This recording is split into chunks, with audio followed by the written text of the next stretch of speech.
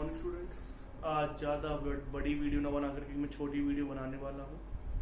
कुछ चीज़ें मैं आपको बताने वाला हूँ, इम्पोर्टेंट चीज़ें, जैसे कि एटॉमिक नंबर।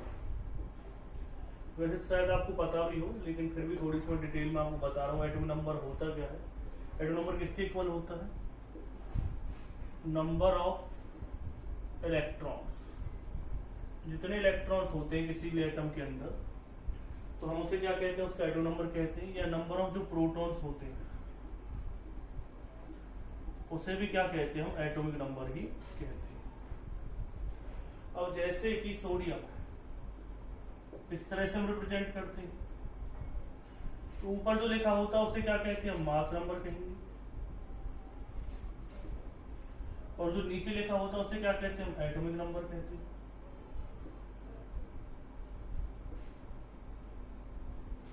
तो इसके अंदर कितने नंबर ऑफ प्रोटॉन्स है? जैसे आपसे पूछा जाए कि भाई इसके अंदर नंबर ऑफ इलेक्ट्रॉन्स कितने हैं, तो नंबर ऑफ इलेक्ट्रॉन्स कितने आ जाएंगे इसके अंदर? 11। और नंबर ऑफ प्रोटॉन्स कितने आ जाएंगे इसके अंदर? 11। तो नंबर ऑफ इलेक्ट्रॉन्स और नंबर ऑफ प्रोटॉन्स की बात करते हैं तो कितने हो जाएंगे? 11 हो जाएंगे इसके अंदर। अब बात करते हैं हम मास नंबर की। तो मास नंबर क्या होता है?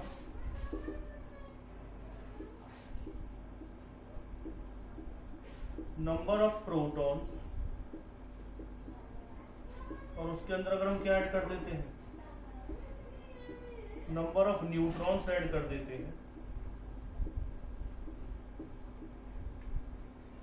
तो उसे क्या कहेंगे आप? मास नंबर कहेंगे।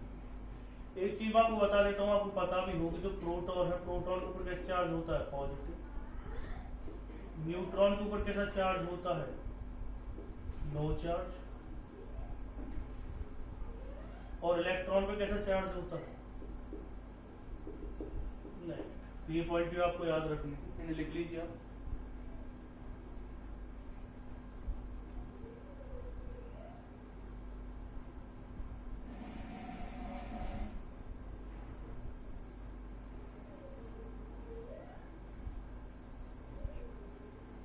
तो आपने जहां तक ये नोट डाउन कर लिए होंगे।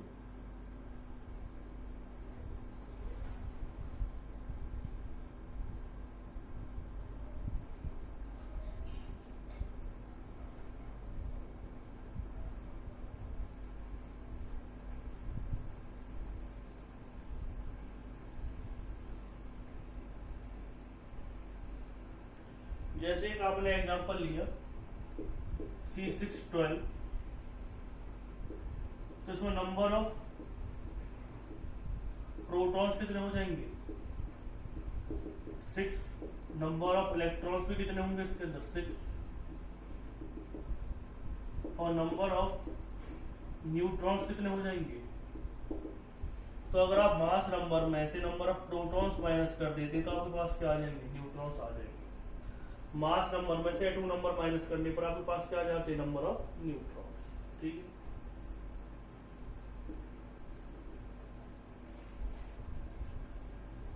अब हम बात कर रहे हैं किसके बारे में? चार्ज। और ये क्या दे रखा आपको? मास। किसका मास? सबसे पहले ले लिया अपने इलेक्ट्रॉन। जो इलेक्ट्रॉन का चार्ज होता है वो कितना होता है? 1.6 इंटू 10⁻⁹ मास कितना होता है? 9.1 इंटू 10⁻⁻28 ग्राम।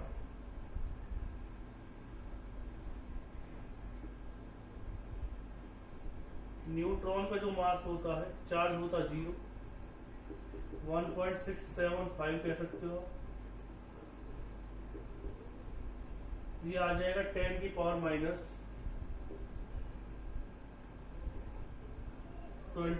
kg। इसे भी आप kg में लिख लीजिए तो ज्यादा बेटर है, SI यूनिट हो जाएगी। प्रोटॉन के अगर मैं मास चार्ज की बात करता हूँ तो ये पॉजिटिव में होता है, ये नेगेटिव में ये नेगेटिव में होता है, ये पॉजिटिव हो जाएगा 1.6 इंटू 10⁻⁹90। ये कितना हो जाएगा? 1.64 समथिंग होता है, 10⁻⁻27 kg। तो ये नोट डाउन कर लीजिए, क्योंकि हमें इन चीजों की जरूरत पड़ेगी जब हम न्यूमेरिकल पोर्शन करेंगे। फिर न्यूमेरिकल पोर्शन में आपकी सभी चीजें आती है, मास की जरूरत पड़ती है, चार्ज की जरूरत पड़ती है, तो वहां पर हमें इस चीजों की जरूरत पड़ेगी। अब जैसे कि एक चीज पॉइंट आता है कि क्लोरीन के ऊपर नेगेटिव चार्ज आएगा, तो इसके अंदर अगर हम नंबर ऑफ प्रोटॉन्स की बात करते हैं तो आप जानते हैं क्लोरीन का आपको एटॉम नंबर पता होना जरूरी, कितने हो जाएंगे नंबर ऑफ प्रोटॉन 70, क्योंकि नेगेटिव चार्ज बड़ा है। तो नेगेटिव का मतलब क्या होता है, इलेक्ट्रॉन इसके अंदर ऐड हुआ है, तो 70 इलेक्ट्रॉन इसके पास पहले थे, एक और ऐड हो गया, कितने हो जाएंगे 80। और न्यूट्रॉन की अगर मैं बात करता हूँ तो मैंने आपको बताया था कि 35 में क्या ऐड कर देंगे, 35 में क्या माइनस कर देंगे 70, कितने आ जाएंगे इसमें नंबर ऑफ न्यूट्रॉन 80। तो अगर नेगेटिव चार्ज इंक्रीज होता है, देखो इसमें ज्यादातर जो चीजें इंक्रीज या डिक्रीज होती है, अगर पॉजिटिव चार्ज आ रहा है किसी के ऊपर तो उसका मतलब क्या, इलेक्ट्रॉन कम हुआ है, और नेगेटिव चार्ज आ रहा है तो उसका मतलब क्या, उसमें इलेक्ट्रॉन इंक्रीज हुआ है। तो वही पॉइंट मैंने आपके सामने रखे हैं, इसमें से इलेक्ट्रॉन ऐड हुआ है, पहले इसके पास 17 इलेक्ट्रॉन थे तो एक ऐड हो गया। इस वाले केस की अगर हम बात करते तो इसमें क्या था, पहले न्यूट्रॉन की अगर हम बात करते तो न्यूट्रॉन में क्या होगा 35 atom number, sorry mass number 17 क्या हो जाएगा एटॉम नंबर, माइनस करने पर आपके पास क्या आ जाएगी, नंबर ऑफ न्यूट्रॉन्स आ जाएगी। नोट डाउन कीजिए इसे।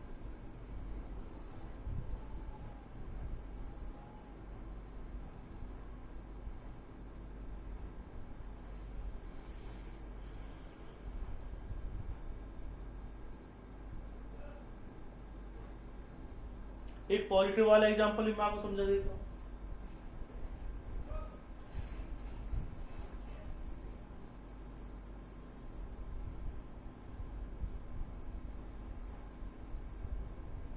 जैसे आपने एग्जांपल ले लिया,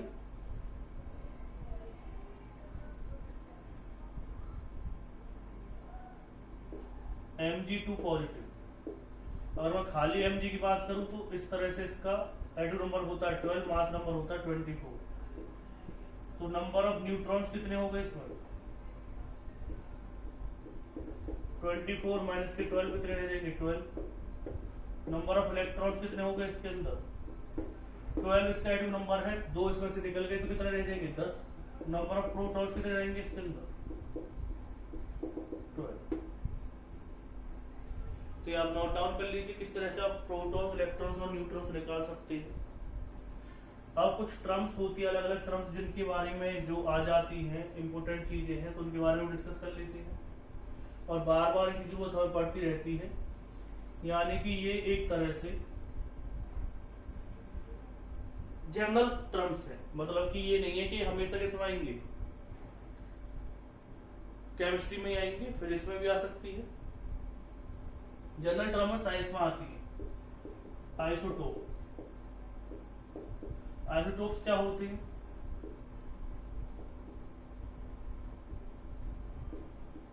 those atoms of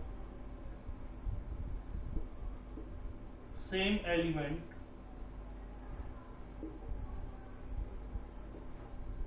have same atomic number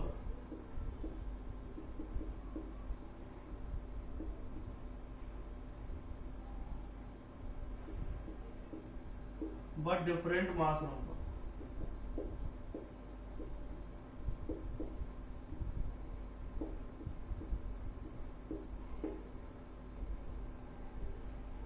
isotopes का मतलब क्या होता है, जिनका एटॉम नंबर तो क्या होता है सेम होता है, लेकिन मास नंबर क्या होता है जिनका डिफरेंट होता है। जैसे कि कार्बन के आइसोटोप C6H12 13, ये आइसोटोप्स है कार्बन की, एटॉम नंबर क्या है इनका सेम। यानी कि आइसोटोप्स के अंदर नंबर ऑफ प्रोटॉन्स या नंबर ऑफ इलेक्ट्रॉन्स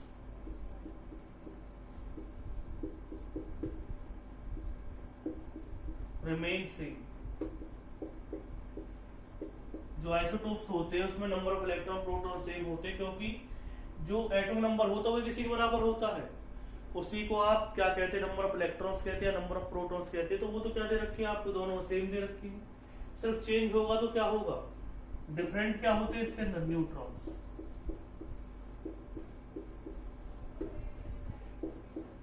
ठीक है, तो ये पॉइंट आपको याद रखना है आइसोटोप्स का। और भी आइसोटोप्स का एग्जांपल ले सकते हो, 1H1 1s2 1h3, या मैंने लिया B511, इस तरह से। तो ऐसे तो आपको पता चल गए होंगे। नोट डाउन कीजिए इस टॉपिक को, पॉज करके आप नोट डाउन कर सकते हैं। और नेक्स्ट टॉपिक पे आते हैं।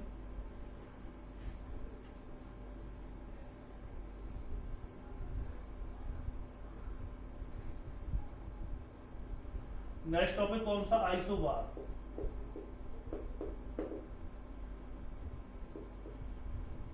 दोज एटम्स और डिफरेंट एलिमेंट। याद रखना पहले में सेम एलिमेंट था, क्योंकि दोनों का एटम नंबर क्या था? सेम। तो दोनों कार्बन थे, या दोनों क्या थे? तीनों क्या थे? हाइड्रोजन थे। Those atoms of different element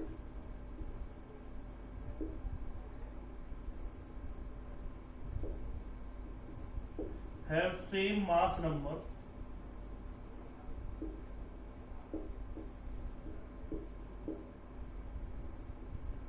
ठीक है। इसका मतलब क्या है? जैसे कि एग्जांपल लिया हमने, आर्गन 1840, पोटेशियम 1940 और कैल्शियम 2040। तीनों को ध्यान से देखा तो आप देखेंगे तीनों का एटम नंबर क्या है? डिफरेंट है। तीनों डिफरेंट डिफरेंट एलिमेंट है। एक आर्गन है, एक पोटेशियम और एक क्या है? कैल्शियम है। लेकिन अगर मैं बात करता हूं तीनों की, तो तीनों के केस में मास नंबर क्या है? सेम है। तो ऐसे एलिमेंट जिनका सेम क्या होता है? सेम एटॉमिक नंबर होता है, लेकिन मास नंबर क्या, सॉरी, डिफरेंट एटॉमिक नंबर होता है, लेकिन मास नंबर क्या होता है? सेम होता है। इसमें number of electrons, number of protons,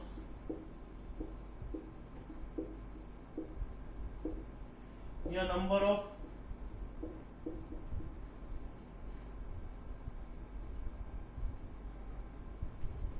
neutrons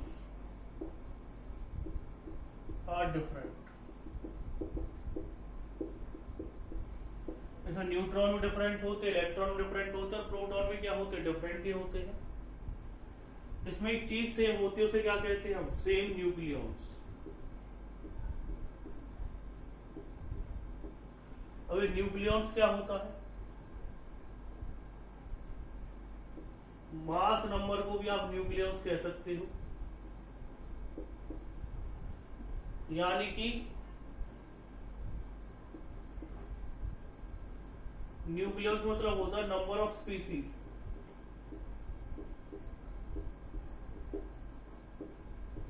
present in the nucleus. जो स्पीसीज न्यूक्लियस के अंदर प्रेजेंट होते हैं उन्हें क्या कहते हैं? हम न्यूक्लियस कहते हैं।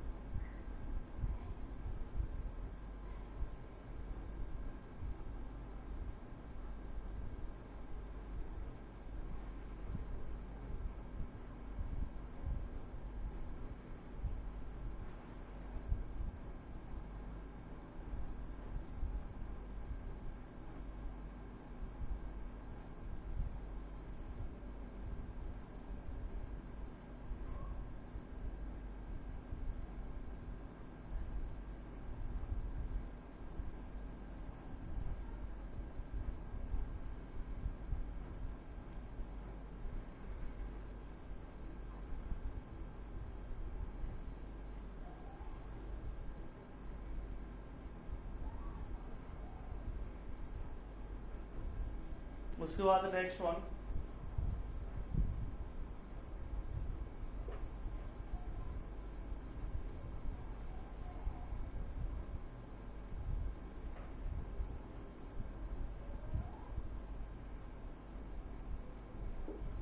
Isotones.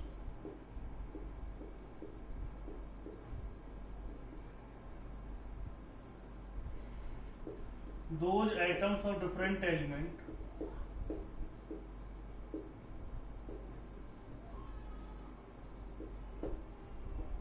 have same number of neutrons। ऐसे एलिमेंट जिनमें सेम नंबर ऑफ क्या होते हैं? न्यूट्रॉन्स होते हैं, उन्हें क्या कहते हैं आप? आइसोटोन्स कहते हैं। जैसे कि B511 5B11 और 6C12। अगर आप इसमें न्यूट्रॉन्स निकालना चाहें तो कैसे निकाल 11 माइनस के 5 कितने आ जाएंगे 6। इसमें अगर आप नंबर ऑफ न्यूट्रॉन्स निकालना चाहते हैं तो कैसे निकालेंगे 12 माइनस के 6 कितने आ जाएंगे 6। तो आप देख रहे हैं कि इन दोनों के अंदर जो नंबर ऑफ न्यूट्रॉन्स है वो क्या आ रहे हैं, सेम आ रहे हैं। तो इसे क्या कहेंगे आप, इसे आप आइसोटोन्स कह सकते हैं। दोनों क्या है, एक दूसरे के आइसोटोन्स है, जिसमें अलग अलग एलिमेंट के जब हमने क्या निकाले नंबर ऑफ न्यूट्रॉन्स निकाले तो वो क्या आ रहे थे, सेम आ रहे थे। तो उसे क्या कहेंगे आप, आइसोटोन्स कहेंगे। अब इसके बाद नेक्स्ट पॉइंट पर आते वो होते आइसो इलेक्ट्रॉनिक स्पीसीज। ये मैं आपको पहले भी करवा चुका हूँ आइसो इलेक्ट्रॉनिक स्पीसीज, फिर एक बार बता रहा हूं।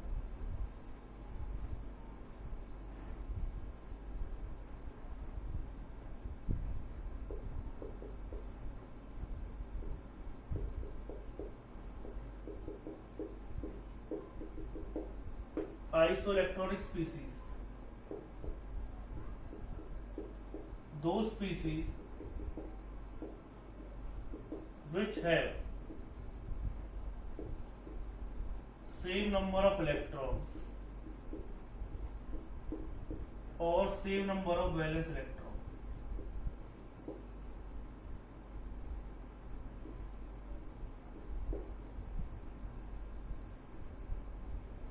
the same number of valence electrons।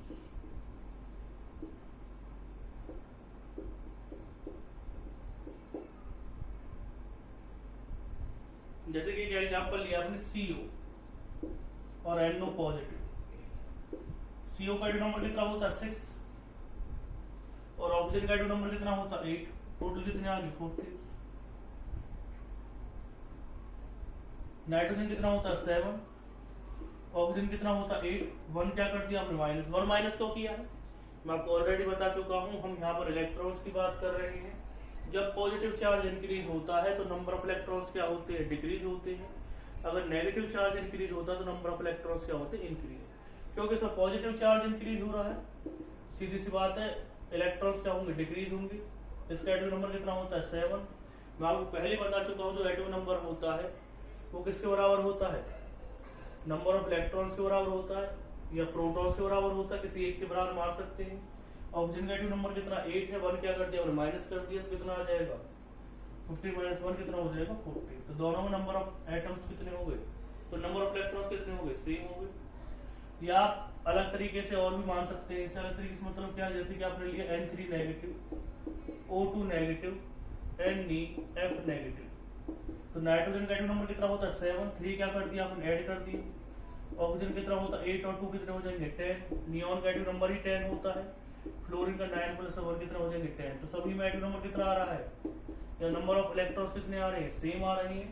तो ये सभी के सभी क्या है, आइसो इलेक्ट्रॉनिक स्पीसीज है। इससे बहुत बार नीट में क्वेश्चन आ जाता है, मेंस में क्वेश्चन आता है आइसो इलेक्ट्रॉनिक स्पीसीज से। तो इन चीजों पे आप ज्यादा ध्यान दें। और 2 टर्म्स और रह गई हैं, आइसो डायपर्स और आइसो स्टेयर्स, तो वो और बताने रह गई है, इसे आप नोट डाउन कीजिए।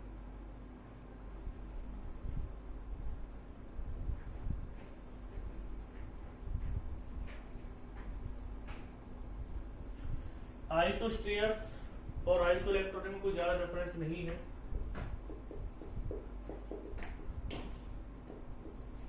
आइसो स्टेयर्स कौन से होते हैं, those molecules have same number of electrons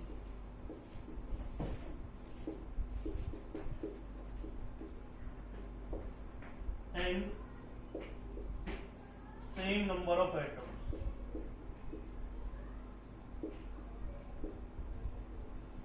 जिस मॉलिक्यूल में सेम नंबर ऑफ क्या होते हैं, इलेक्ट्रॉन्स होते हैं और सेम नंबर ऑफ एटम्स होते हैं, उन्हें क्या कहते हैं, आइसोस्टेयर्स कहते हैं। जैसे हो गया CO2 और N2, 4 और 16 कितने हो जाएंगे इलेक्ट्रॉन्स 20, सॉरी 6 एटॉमिक नंबर होता है, इसमें कितना हो जाएंगे 22। नाइट्रोजन कितना होता है 7 होता है एटॉमिक नंबर, तो 2 के लिए कितना हो जाएगा 14 और 8 कितना हो जाएगा 22। तो दोनों के अंदर अगर आप नंबर ऑफ इलेक्ट्रॉन्स देखें कितने आ रहे हैं 22 आ रहे हैं। और इसमें एटम्स की अगर हम बात करते हैं तो कितने एटम्स है इसके अंदर, 2 और 1 कितने होंगे 3, 2 और 1 कितने होंगे 3, इसमें 3 एटम्स है, इसमें कितने एटम्स है 3 एटम्स है। तो दोनों में सेम नंबर ऑफ क्या दे रखे हैं आपको, एटम्स दे रखे हैं, और सेम नंबर ऑफ क्या दे रखे हैं, इलेक्ट्रॉन्स दे रखे हैं। इसे क्या कहेंगे आप, आइसोस्टेयर्स कहेंगे। तो मैंने आपको आइसोस्टेट्स बता दिया, आइसोबार बता दिया, आइसो इलेक्ट्रॉन बता दिया, आइसोटोप्स बता दिया, आइसोटोप्स बता दिए। अब एक लास्ट स्पीसीज रह रही है आइसोडायपर्स, वो मैं आपको बताने वाला हूँ, पहले आप इसे नोट डाउन कीजिए।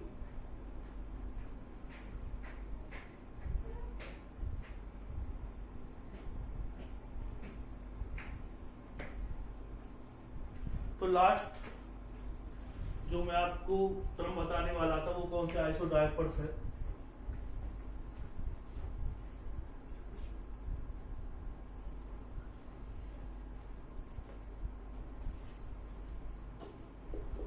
आइसोडायपर्स,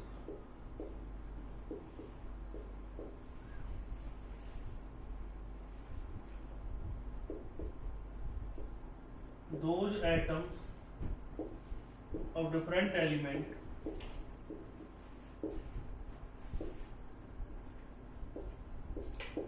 have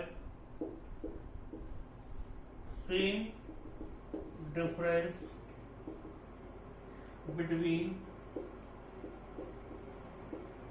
number of neutrons and protons।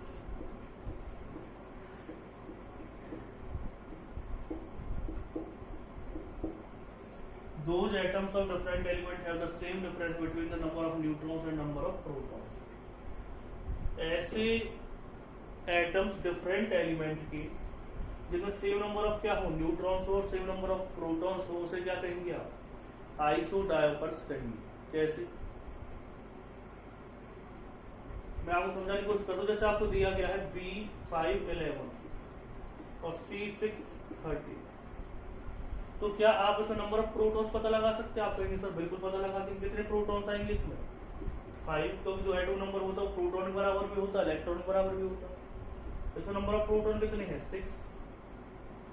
इसमें नंबर ऑफ न्यूट्रॉन कितने आ जाएंगे, 11 माइनस के 5 कितने आएंगे, 6। इसमें नंबर ऑफ न्यूट्रॉन कितने आएंगे, 13 माइनस के 6 कितने आ जाएंगे, 7। डिफरेंस अगर आप निकालना चाहते तो n माइनस पी कितना आएगा, 6 माइनस 5 इक्वल टू क्या आ जाएगा, 1। इसमें डिफरेंस निकालना चाहोगे n माइनस पी कितना आ जाएगा, 7 माइनस 6 कितना आएगा, 1। तो आप देख रहे हैं दोनों स्पीसीज के अंदर अगर हम लेते हैं, एग्जांपल लेते हैं दोनों को, तो दोनों के अंदर जो डिफरेंस आ रहा है न्यूट्रॉन्स और प्रोटॉन के बीच में, वो क्या आ रहा है, सेम आ रहा है, 1 1 आ रहा है। तो उसे क्या कहेंगे आप, आइसोडायपर्स कहेंगे। तो अब पता चल गया कि जो आइसोडायपर्स होते हैं वो क्या होते हैं, दो atoms of different element have the same difference between number of neutrons and number of protons. तो स्टूडेंट ये छोटे छोटे टर्म्स थी जिनकी हम जरूरत पड़ेगी और बहुत इंपोर्टेंट है। फिर नेक्स्ट में मैं आपको कोशिश करूँ कुछ न्यूमेरिकल्स करवाने की, number of protons number of electron से रिलेटेड 3-4 न्यूमेरिकल दे रखे हैं आपको एनसीईआरटी बुक में, तो उन क्वेश्चंस को आप कर सकते हैं। तो ये आपको समझ में आ गया होगा जो पॉइंट मैंने आपको बताए हैं, जो मैंने आपको नई नई टर्म्स बताई हैं, तो इन्हें आप नोट डाउन कीजिए, लर्न कीजिए। इनकी बहुत ज्यादा जरूरत पड़ती है, चाहे आप कैसे भी इंट्रेंस एग्जाम दे रहे हैं। इंट्रेंस एग्जाम का मतलब हो सकता है एसएससी का कोई भी एग्जाम हो, उसमें भी इसकी जरूरत पड़ सकती है, या 11-12 की तो एंट्रेंस एग्जाम होते ही मेंस या नीट के, तो उसमें भी इन टर्म्स की जरूरत हमें पड़ती है। तो ये कॉमन टर्म्स है, ज्यादा ये नहीं है कि भाई ये केमिस्ट्री से रिलेटेड है, फिजिक्स से रिलेटेड है, कॉमन साइंस की टर्म्स है।